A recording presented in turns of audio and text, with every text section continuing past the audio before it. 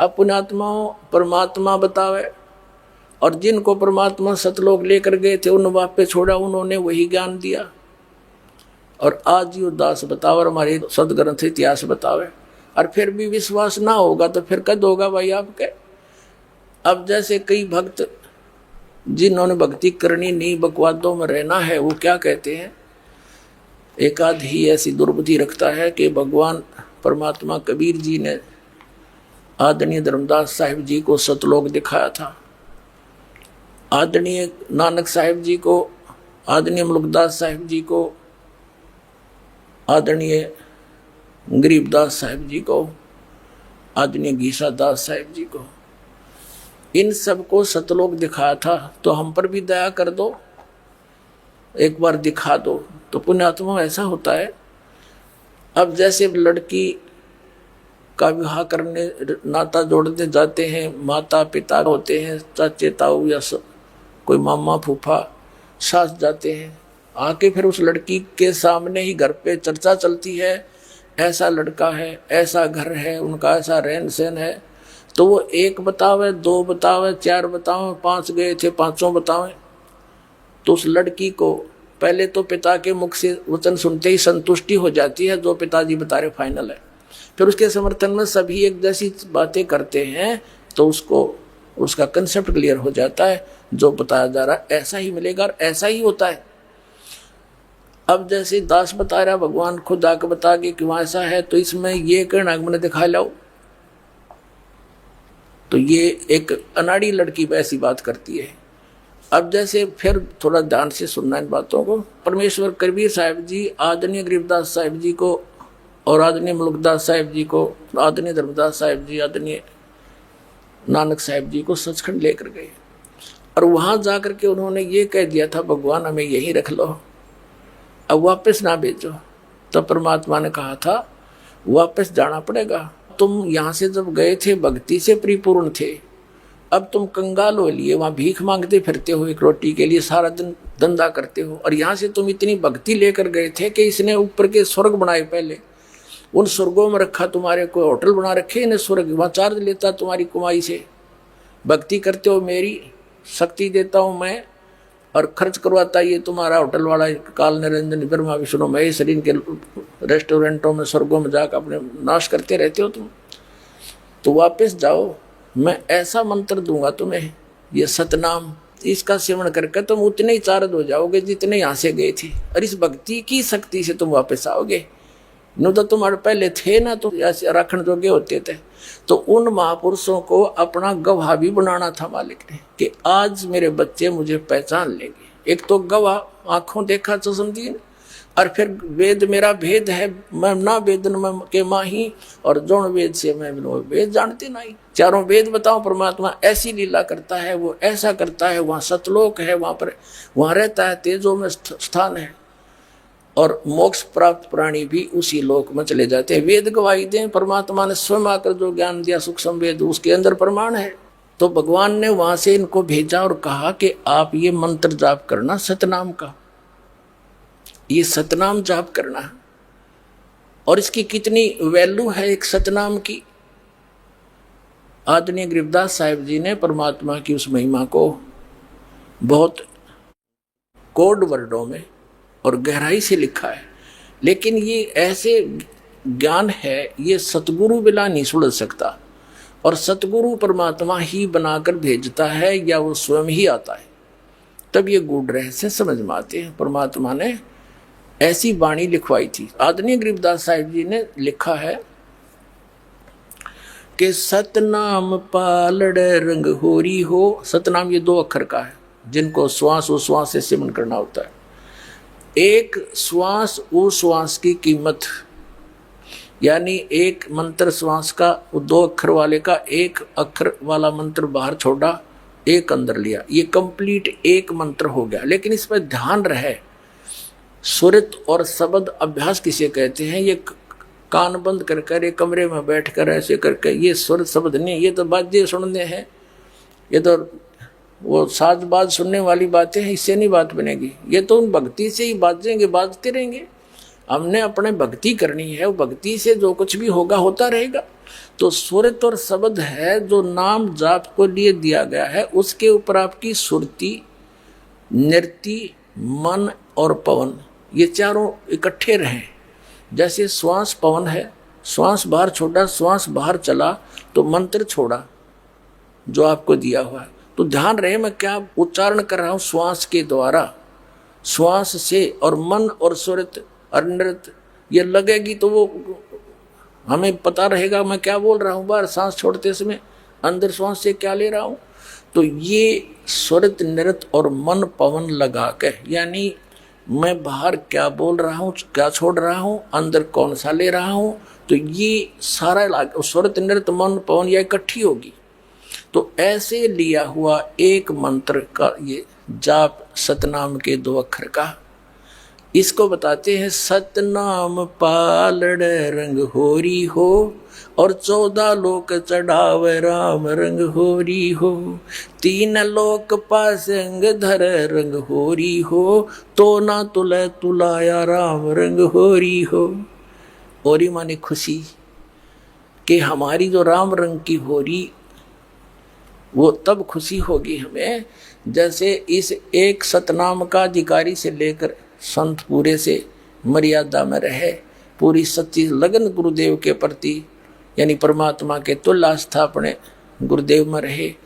ऐसा भाव से जो सिमरण किए जाते हैं, कहते हैं उसके एक सिमरण की कीमत ऐसी है कि 14 लोक चढ़ा दे, जिसमें ब्रह्मा, विष्णु, महेश, दुर्गा के लोक और स्वर्ग लोक, ये कॉमन इंद्र वाला, और ब्रह्म लोक और उसके अंदर नकली लोक और 7 लोक नीचे के सारे एक तरफ रख दे, और एक तरफ रख दे उस एक सिमरण की कीमत।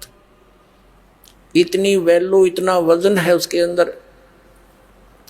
और 3 लोक पासंग धरे, पृथ्वी लोक यो कॉमन स्वर्ग लोक और नीचे का पाताल लोक, ये 3 लोक थे सौदे में को नहीं।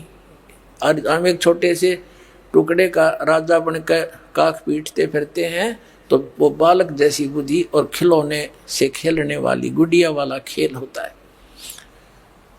अब जैसे दास का जन्म एक किसान परिवार में हुआ, हमारे घर पर ये लाला लोग आया करते थे गेहूं खरीदने, कभी ज्वार बाजरे लेकर जाते थे।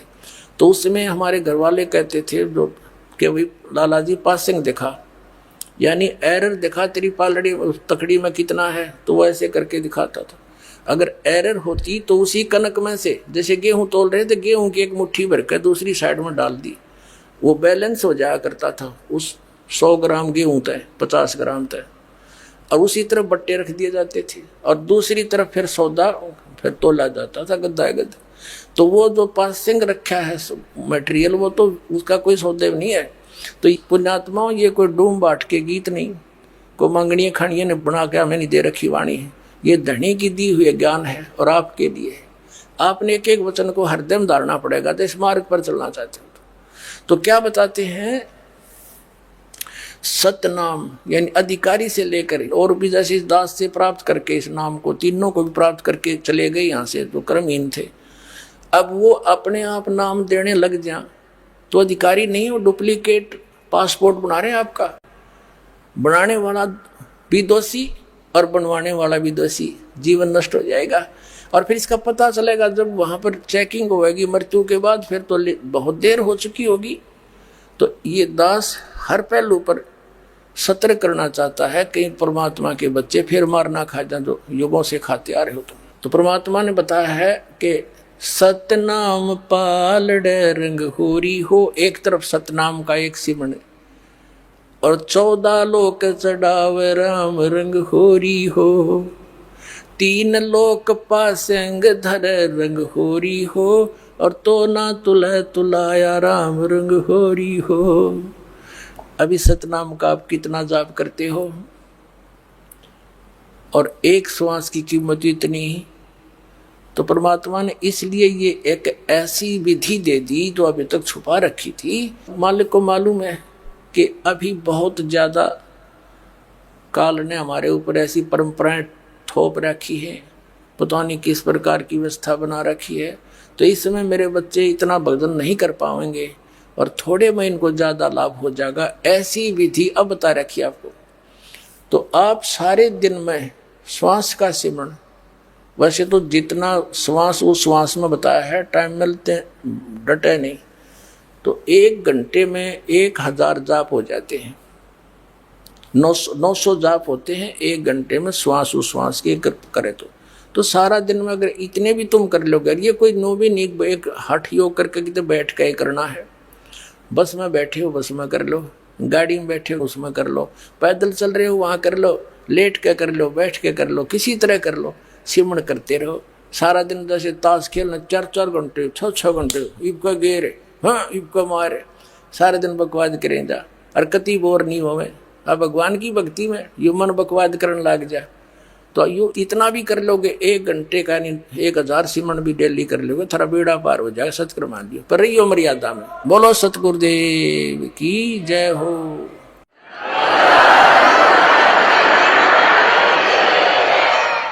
तो पुण्यात्माओं, आज का जो सत्संग है इसका विषय ये है कि आप विद्यार्थी हैं और विद्यार्थी यदि कॉलेज के टाइम में सुविधाएं प्राप्त करने की चेष्टा कर रहा है तो अपना जीवन नाश कर जाएगा। तो आपने हर तरह से पालन करना दास के इस आदेश का। भगवान का आदेश है, दास के माध्यम से आप तक पहुंचा है, ये समझ लेना। तो संसारिक चोचलों से उल्टा हटना है, मर्यादाओं को कम करना है, परंपराओं से उल्टा हटना है, हमने सिंपल वे से रहना है और भक्ति करके सतलोक चलना है। बोलो सतगुरुदेव। परमपिता परमात्मा पूर्ण ब्रह्म, सारी सृष्टि के रचनहार, सभी जीवों के जनक, सभी ब्रह्मांडों के उत्पत्ति करता, ये कबीर परमात्मा है, कबीर साहब है। जिन महापुरुषों को परमात्मा की प्राप्ति हुई उन महापुरुषों ने परमात्मा की महिमा आंखों देखी बताई। उनमें से आदरणीय गरीबदास साहिब जी गांव छुडानी जिला झज्जर वाले एक पुण्यात्मा हैं जिनको परमात्मा सीधे आकर मिले और सतलोक सचखंड यानी उस शाश्वत स्थान को दिखा करके जहाँ से हम आए हुए हैं वो हमारा मूल स्थान दिखा करके और सभी भगवानों की जिनको हम परमात्मा माना करते थे, श्री ब्रह्मा, श्री विष्णु, श्री शिव जी और ब्रह्म और परब्रह्म, इन सभी की स्थिति से परिचित करा के उस प्यारी आत्मा को वापस शरीर में छोड़ दिया था। अब आंखों देखा हाल उन महापुरुषों ने कैसे बताया है। ग्रीव अनंत कोट ब्रह्मांड का एक रति नहीं भारे, सतगुरु पुरुष कबीर हैं ये कुल के सिरजनहारे। अनंत कोटि ब्रह्मांड का उस मालिक के ऊपर कोई एक रति नहीं भार और सतगुरु पुरुष कबीर हैं ये कुल के सिरजनहार। उस परमात्मा ने अपनी वचन शक्ति से सभी ब्रह्मांडों की रचना की, 5 तत्व 3 गुण बनाए और सब व्यवस्था उस मालिक ने कबीर परमात्मा ने की। जिस प्रकार एक इंजीनियर जहाज बना करके उसके अंदर आराम से बैठ जाता, जहाज चल रहा होता है, जैसे आसमान में रॉकेट छोड़े जाते हैं, उनको स्वचालित करके भेज दिया जाता है, वो अपने आप चलते रहते हैं, कई कई वर्षों तक वो सफर करते रहते हैं और वैज्ञानिक उसके अंदर बैठे हुए होते हैं। ऐसे इस परमपिता परमात्मा कबीर जी ने असंख्य ब्रह्मांडों को रचकर ये समर्थ शक्ति इनके अंदर विराजमान है, जहाँ चाहे वो चले जाते हैं। जैसे जहाज को किसी भी कोने में आगे पीछे, फर्स्ट सीट पे, लास्ट सीट पे, बीच में कहीं बैठो, वैज्ञानिक उसकी मौज है। इसी प्रकार उस परमात्मा के विषय में गरीबदास साहिब जी ने कहा कि अनंत कोटि ब्रह्मांड का एक रति नहीं भार, और सतगुरु पुरुष कबीर हैं ये कुल के सिरजनहार। उस परम पिता ने, जिसने हम सब की उत्पत्ति की, सब ब्रह्मांडों की रचना की, उसी ने आकर हमें ये ज्ञान कराया है कि आप सभी आत्माएं यहाँ के स्थायी निवासी नहीं हो, आपका यहाँ पर ठिकाना नहीं है, और आप सभी को यहाँ एक भूल भुलैया में डाल करके विवश करके रखा हुआ है। आप जिस लोक में रह रहे हो, जिनको तुम अपने मालिक मानते हो, ये दयालु नहीं है। ये दयालु होते हुए भी दया नहीं कर सकते आपके ऊपर।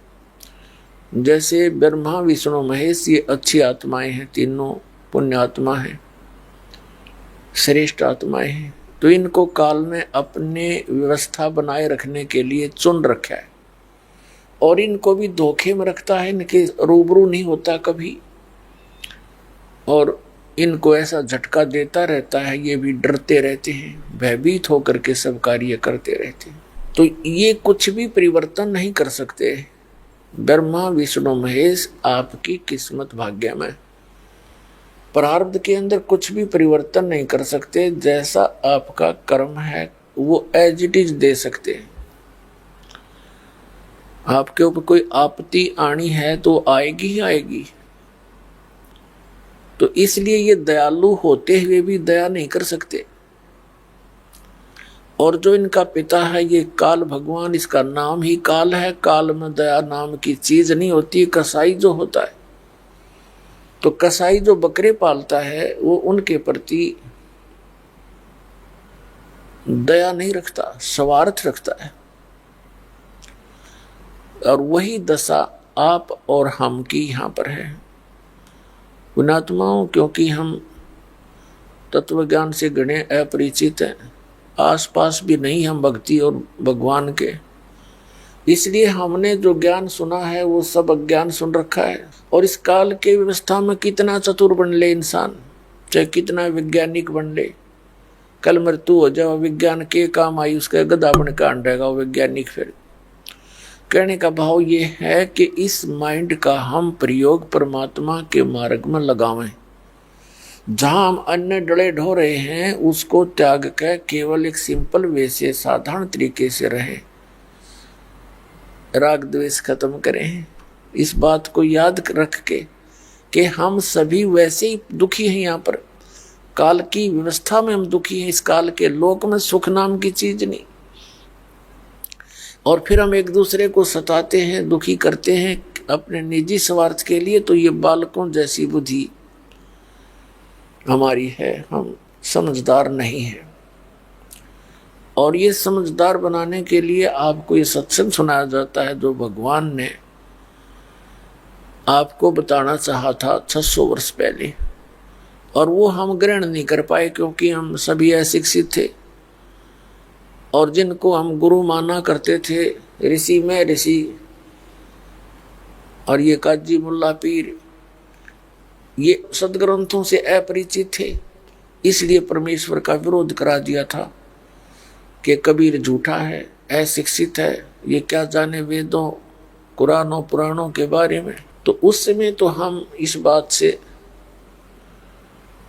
संतुष्ट हो गए थे उन नकली झूठे गुरुओं की कि कबीर साहब जो हैं ये अशिक्षित हैं। और सभी सदग्रंथ जैसे पवित्र चारों वेद, पवित्र श्रीमद् भगवद गीता, पवित्र पुराण आदि, ये सभी संस्कृत भाषा में लिपिबद्ध थे। और संस्कृत भाषा ऐसी जटिल मानी जाती थी क्योंकि जनसाधारण इसको समझ नहीं सके था। केवल एक ब्राह्मण वर्ग ही इसको पढ़ने का अधिकारी था। ऐसे ही अन्य भाषा जैसे अरबी है तो मुसलमान ही पढ़ सकते थे और दूसरों को अलाउड नहीं थी, तो काजी लोग ही पढ़ा करते थे। उसमें परमात्मा हमें याद दिलाया करते थे कि जो ज्ञान तुम ग्रहण कर रहे हो ये काल का है, ये सच्चा ज्ञान नहीं है, झूठा ज्ञान है। अब हम जो यहाँ रह रहे हैं इस काल के लोक में, और परमात्मा ने जो हमें ज्ञान दिया है कि तुम ऐसे मालिक को पूज रहे हो जो तुम्हें खाता है, इसको तुम एक अच्छा भगवान मानते हो। जैसे हम क्या देखते हैं, कितनी बढ़िया बाग बगीचे, काजू किस्मत सेब संतरे, मेवा और फल, झरने बहते हैं, दरिया चल रही है, वर्षा हो जाती है, बादल छाते हैं, शीतल हवा चलती है,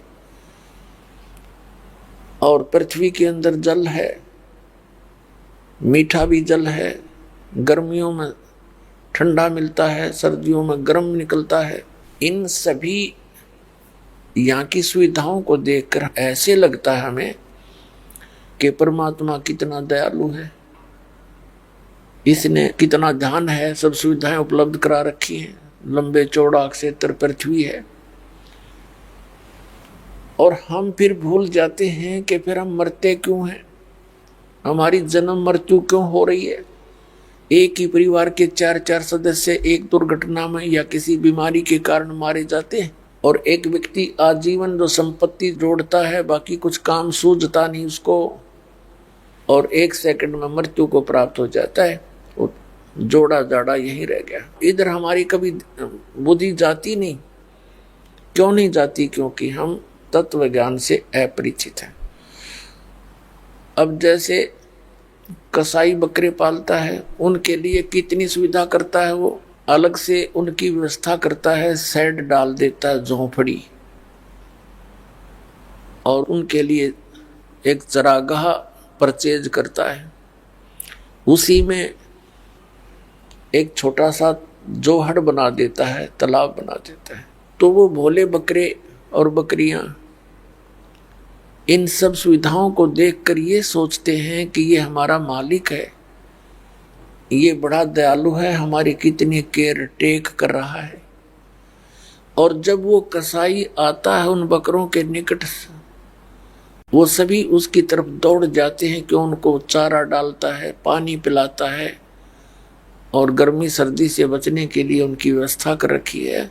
तो उसके चारों तरफ इकट्ठे हो जाते हैं उसको प्यार देने के लिए। कोई तो उसको ऐसे ऊपर को पैर करके सीने से लगाना चाहता है, और वो ऐसे उसके पकड़ के देखता है। वो तो देख रहा है कि ये कितना मांस हो गया, इसमें कितने किलो का बन गया, ये कितने का बिकेगा। और वो ये सोचता है बकरा ये मेरे को प्यार दे रहा है, और उसके जीभ से उसके हाथ को चाटता है प्यार से।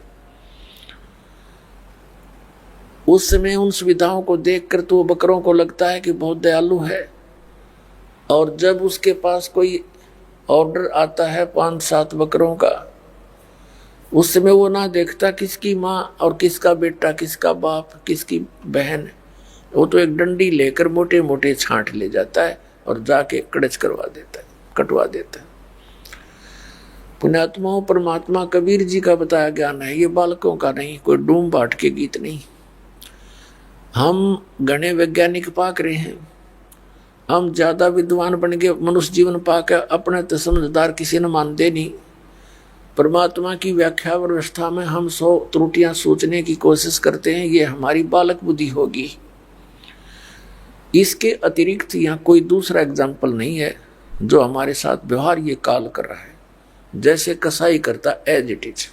आप देखते हो प्रतिदिन यहाँ कोई जीवन नहीं है, लेकिन हमारे पास कोई विकल्प नहीं था इसका। हमारे को अभी तक ज्ञान कराया गया था स्वर्ग तक, स्वर्ग चले जाएंगे। स्वर्ग तो सबसे बड़ा धोखा हमारे साथ। और इन काल के व्यवस्था का वो रेस्टोरेंट है, हमारी पूंजी नष्ट होती है, उनको इनकम होती है। उस परमात्मा ने हमें याद दिलाया, तुम गलत स्थान पर रह रहे हो मेरे बच्चों। हम जब से भगवान से विछड़े हैं, वो भगवान भी दुखी और हम भी दुखी। बीच में एक शैतान का रोल आ गया, इस काल भगवान का। इसने हमें अपने परमात्मा से, अपने भगवान के विषय में कति अपरिचित कर दिए। अपने ही पुत्रों को भगवान सिद्ध कर दिया या स्वयं भगवान बन बैठा। और परमात्मा को भुला दिया। अब स्वयं उस परमात्मा को यहाँ आना पड़ता है हमारे को ये याद दिलाने के लिए कि तुम जहाँ रह रहे हो ये लोग ठीक नहीं। तब तक हम इस काल के द्वारा इतने मिसगाइड कर दिए जाते हैं, भ्रमित कर दिए जाते हैं कि फिर भगवान की बात हमारे समझ में आती नहीं। तो वो मालिक क्या कहते हैं, मैं रोवत हूँ सृष्टि को, सृष्टि रोवे मोहे, कह कबीर इस वियोग को समझ न सकता कोई।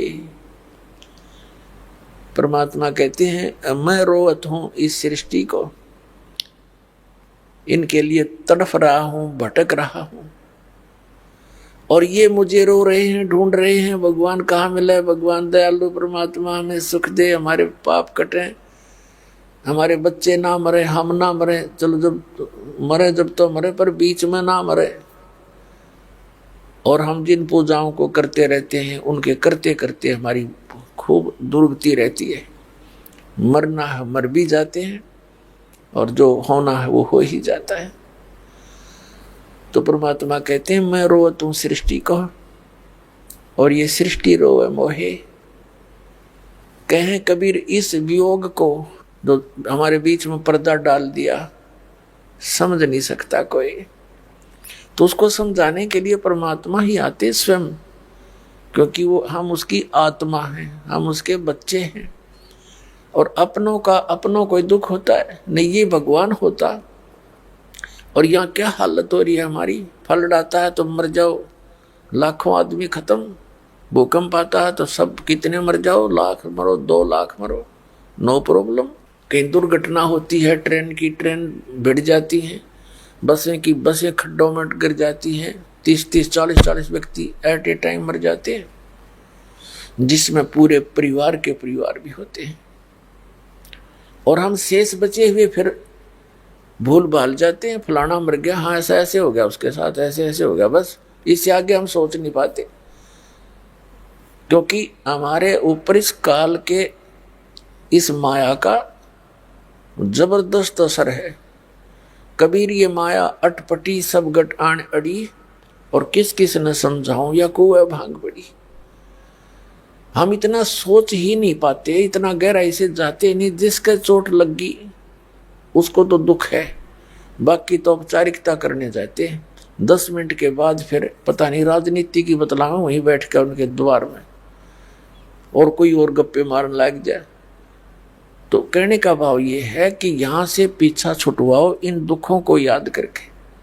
अब वो समय आ गया है, तुम यहाँ से पीछा छुटवा सकते हो, आप मोक्ष प्राप्त कर सकते हो। उसके लिए सिंपल सा काम है, सिंपल, इससे सिंपल कोई पृथ्वी पर कार्य नहीं जिससे मोक्ष हो सकता है। एक रोटी बनाते हैं बहन बेटियां, और 2-2, 3-3 टाइम बनाते हैं। उसमें कितना सांग जोड़ना पड़ता है, कितनी व्यवस्था करनी पड़ती है।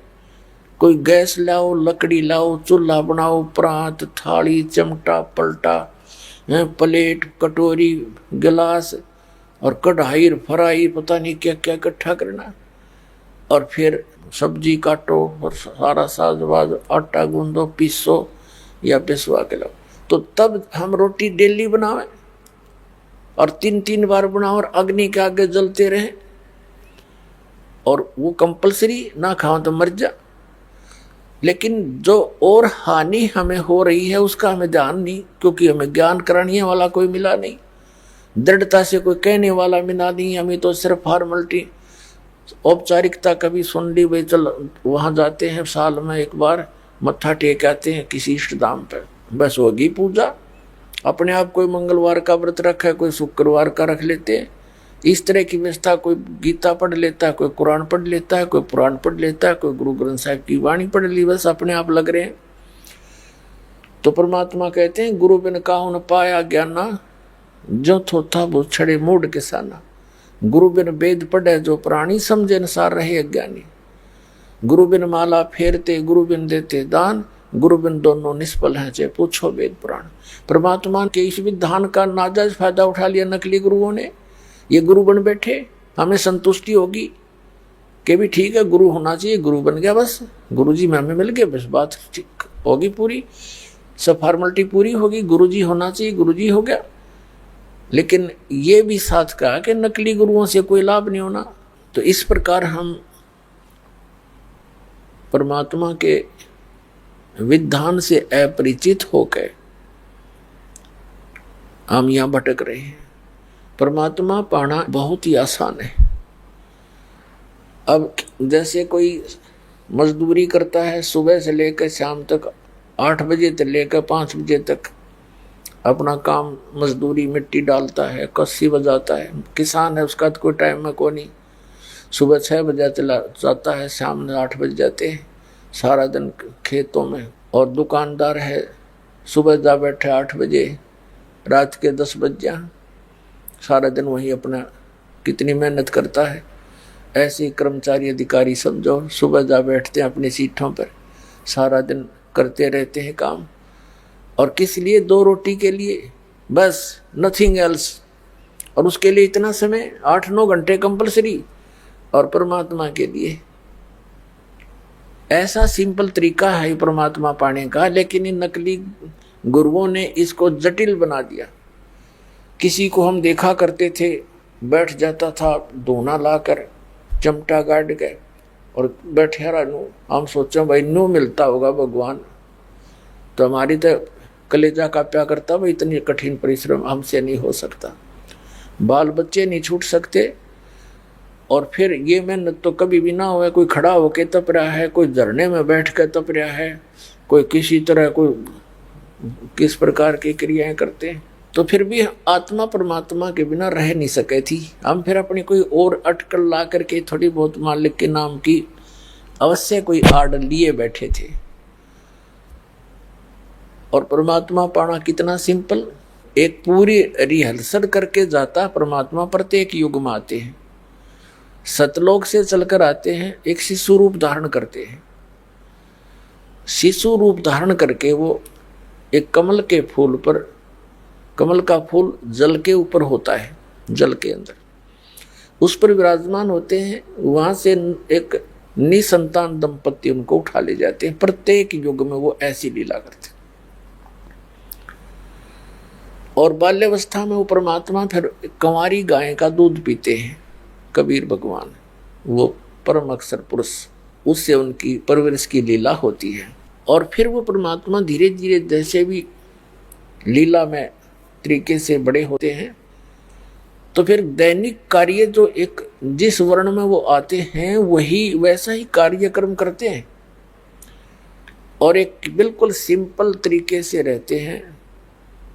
परमात्मा पर विश्वास दृढ़ कराने के लिए वो एक एग्जाम्पल बनाते हैं कि तुम भी ऐसे रहोगे, इतना विश्वास मुझ पर करोगे तो तुम्हारे मोक्ष में कोई बाधा नहीं होगी।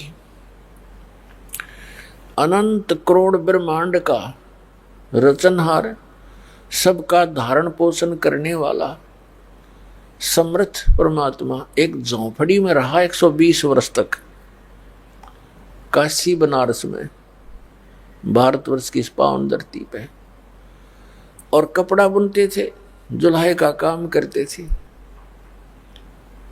और भक्ति भी करते थे। भक्ति करने का तात्पर्य हमें उदाहरण देते थे कि परमात्मा पाने के लिए ना घर छोड़कर जाने की आवश्यकता, और ना कहीं धूने लगाने की आवश्यकता, और ना ही किसी और प्रकार का कोई अटपट करने की आवश्यकता। एक नाम हो सच्चा, गुरु भी सच्चा हो, नाम भी सच्चा हो, और शिष्य में भी दृढ़ता के साथ, विश्वास के साथ उसकी भक्ति हो, आराम तक पार हो सकते। नाम उठत नाम बैठत नाम सोवत जागबे, नाम खाते नाम पीते नाम सेती लागबे। अब क्या बताते हैं परमात्मा के मेरी प्राप्ति के लिए, परमात्मा की प्राप्ति का अर्थ ये नहीं होता कि भगवान यहाँ आए हुए थे, हम सबको प्राप्त थे, वो हमें मिला भी करते थे, लेकिन उन्होंने जो विधि बताई है स्थायी स्थान पर जाने की, और वहां जाकर के परमात्मा प्राप्ति है, यानी परमात्मा से मिलने वाली सब राहत, सब सुविधाएं वहां मिलेंगी सतलोक में।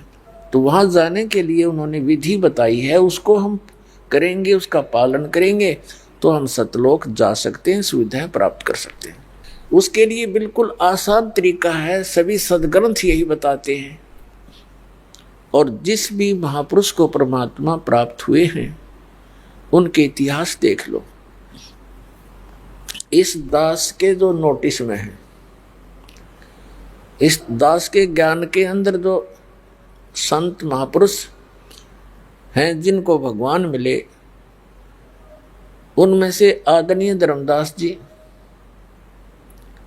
आदरणीय मुलुकदास जी, आदरणीय नानक साहिब जी, आदरणीय दादू दास साहिब जी, आदरणीय गरीबदास साहिब जी गांव छुरानी जिला जज्जर हरियाणा वाले, आदरणीय गीसा दास साहिब जी गांव खेकड़ा जिला मेरठ उत्तर प्रदेश वाले, और भी कई महापुरुषों को मिले हैं वैसे, जैसे नामदेव जी को भी परमात्मा मिले हैं, लेकिन उनका इतना इतिहास हमारे पास नहीं है जितना इन महापुरुषों की जानकारी है।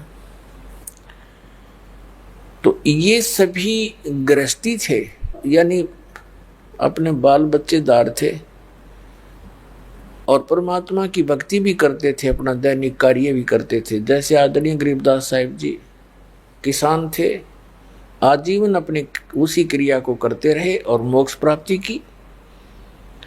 ये तरीका है। ऐसे ही चाहे कोई मजदूर है, जैसे रविदास जी जूते बनाते थे, और कबीर साहब जी ने भी, परमात्मा ने स्वयं भी रिहर्सल करके दिखाई, एक भूमिका की, कपड़ा बुनते थे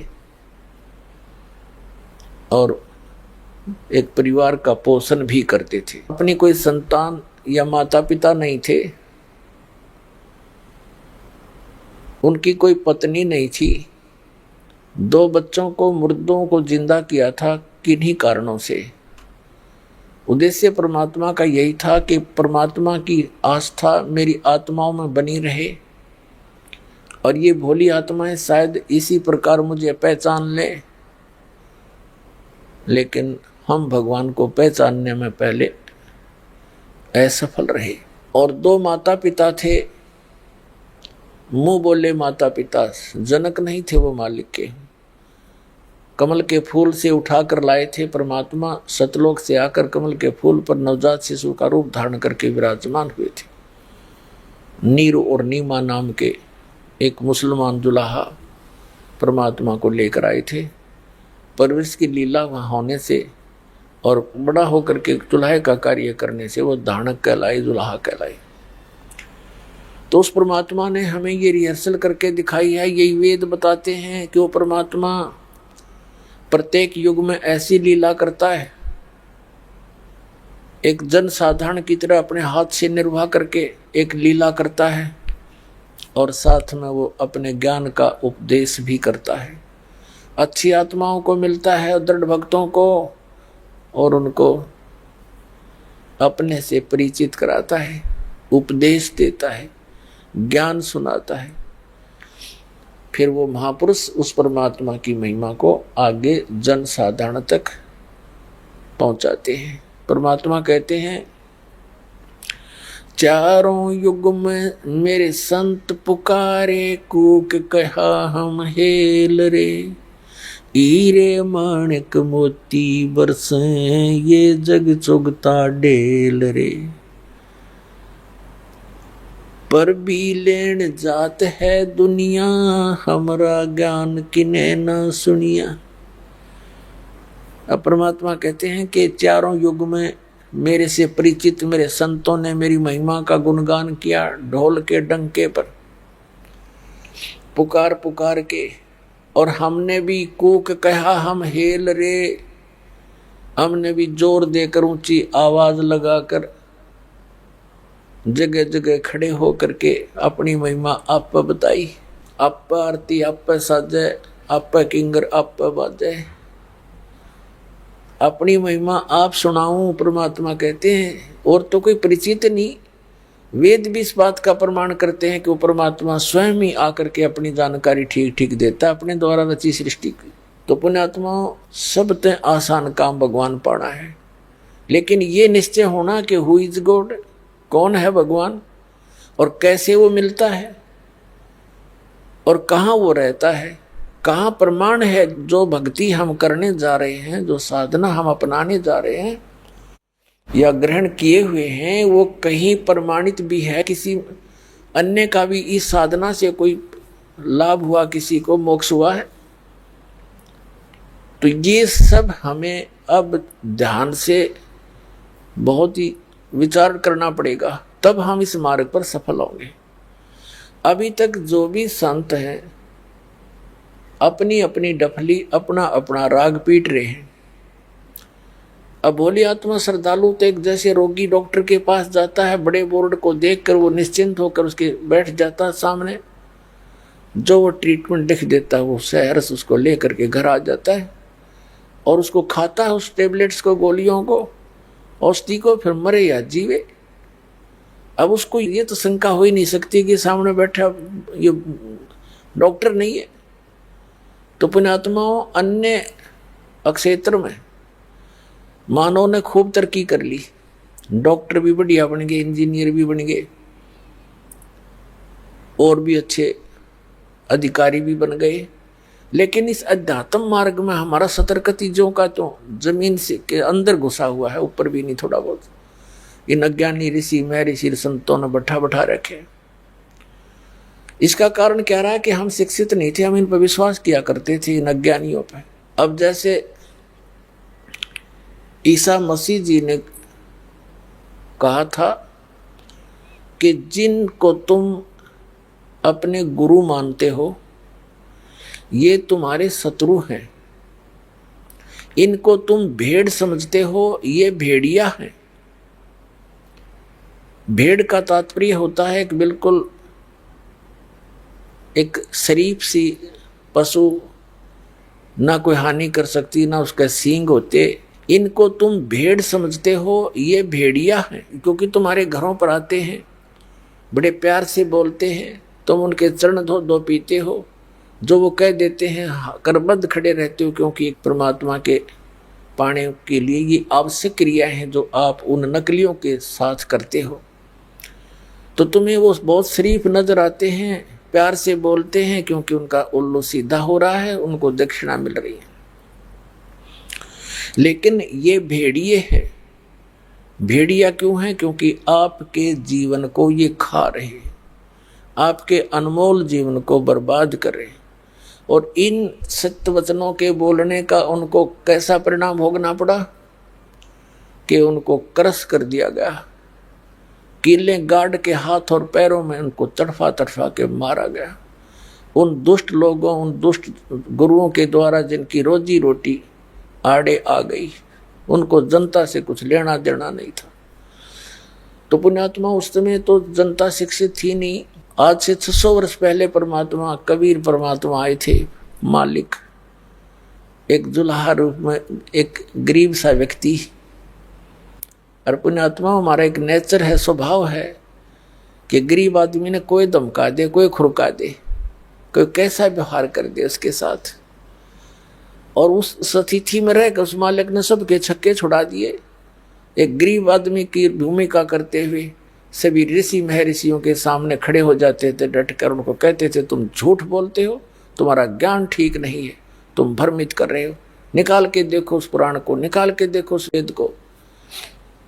तो वो नकलियों ने मानना तो था नहीं, क्योंकि उनको ज्ञान नहीं था, ये पता नहीं था कि भगवान है।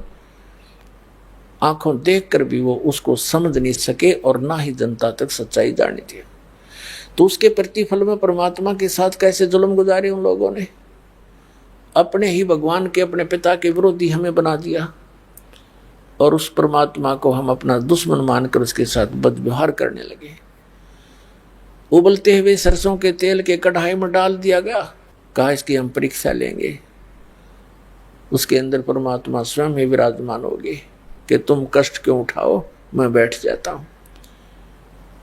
तेल ऐसे उबल रहा है जैसे चाय उबला करे, और मालिक बैठे आराम से। अपने आत्माओं, सिकंदर लोधी दिल्ली का बादशाह था, बैलोल लोधी का पुत्र। वो परमात्मा से बहुत कुछ परिचित हो चुका था, लेकिन दुर्भाग्य था उसका, वो दृढ़ नहीं था। थोड़ा सा विरोध जनता का देखते हुए फिसल जाता था। उसने देखा कि शेख तकी नामक एक धार्मिक पीर था, वही ये जुल्म कर रहा था। साथ में हिंदुओं के गुरु लोग भी उसका सहयोग दे रहे थे। शेख तकी ने कहा कि राजन, इस कबीर ने तेल की तासीर ठंडी कर दी जादू जंतर करके, ये उबलता नजर आ रहा पर ये है ठंडा। सिकंदर लोधी ने शौचालय में चेक करके देखता हूं, ऐसे उंगली डाली, जितनी उंगली उस तेल में गई थी उसी से चरड़ देसी हुई और कटके अलग होगी, बेहोश हो गया राजा। परमात्मा बाहर आए, तेल से निकलाए न्यू के न्यू जड़ते हुए तेल से,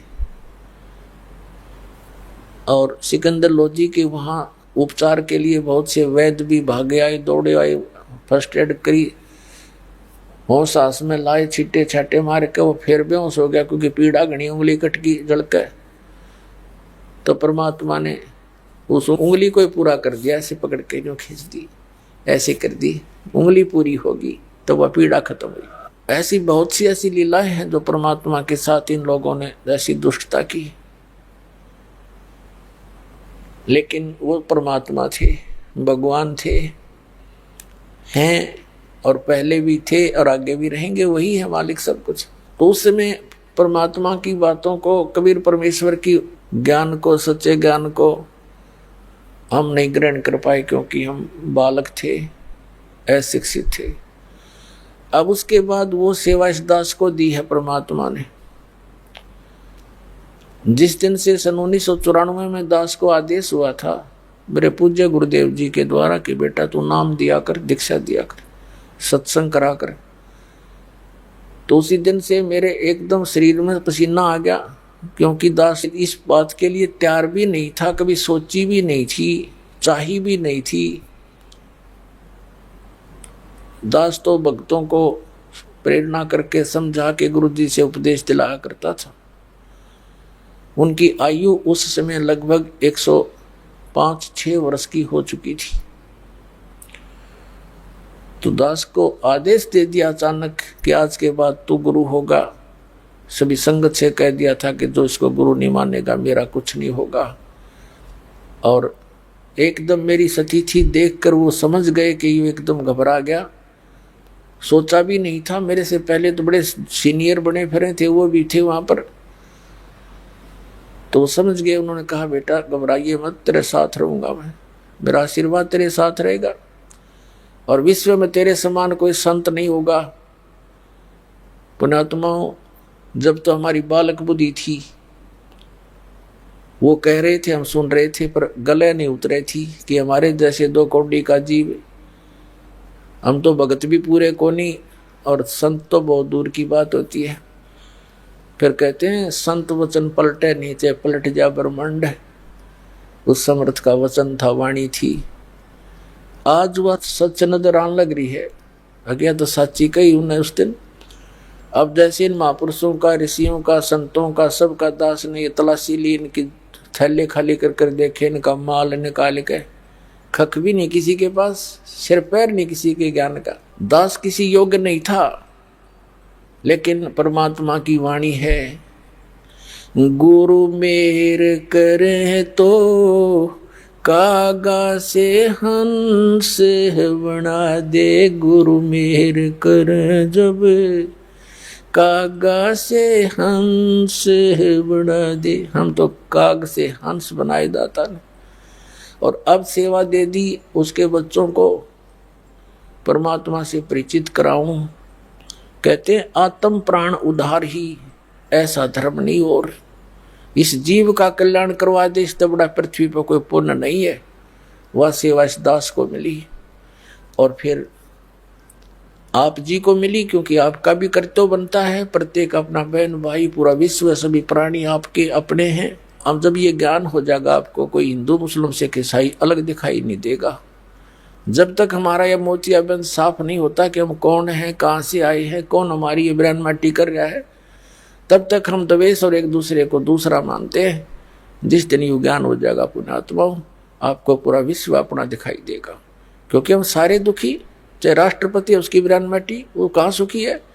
कोई न कोई टेंशन लेकर सोता है, कोई और समस्या उसके जीने होती है, कोई अपने शरीर में रोग, कोई बच्चे गड़बड़ होगी, कोई बच्चा मर गया, कोई लड़की विधवा होगी, और कोई सुख है किसी को?